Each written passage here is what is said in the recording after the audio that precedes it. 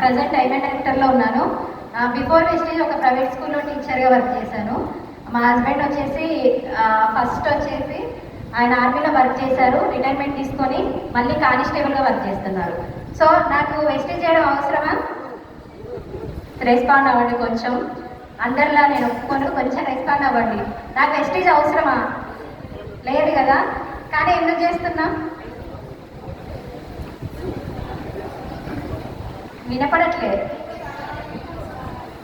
3 తరాలు కాదు, మా తరం కోసమే చేస్తున్నా. ఎందుకంటే ఎంత జీతం వచ్చినప్పుడు సరిపోవట్లేదు.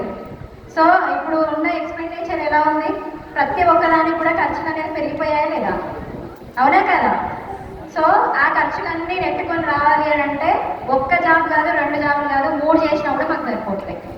సో నా డ్రీమ్ వచ్చేసి ఫస్ట్ ఇల్లు కట్టుకోవాలని ఒక కోరిక ఉంది. ఆల్రెడీ ఫ్లాట్ తీసుకున్నాం. వెస్టేజ్లోకి వచ్చిన తర్వాతనే ఇల్లు కట్టుకోవడం కోసం ఫ్లాట్ కొన్నాను.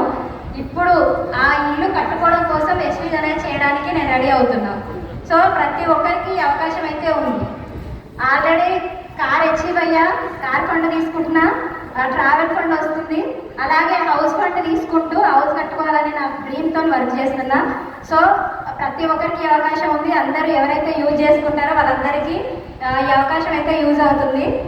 సో అందరూ ఉంటారని అనుకుంటున్నా. వెస్టేజ్లో ఎవరైతే ఉంటారో, వెస్టేజ్ నమ్ముకొని ఎవరైతే వస్తారో ప్రతి ఒక్కరు సక్సెస్ అవుతారు.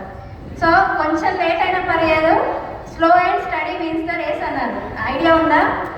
తాబేలు గెలుస్తుందా, కుందేలు గెలుస్తుందా చెప్పండి కదా. వెస్టేజ్లో స్లోగా అయినా సరే 100% సక్సెస్ అవ్వాలి అంటే స్లోగా అయినా సరే వెస్టేజ్లో ఉండాలి. ఓకేనా?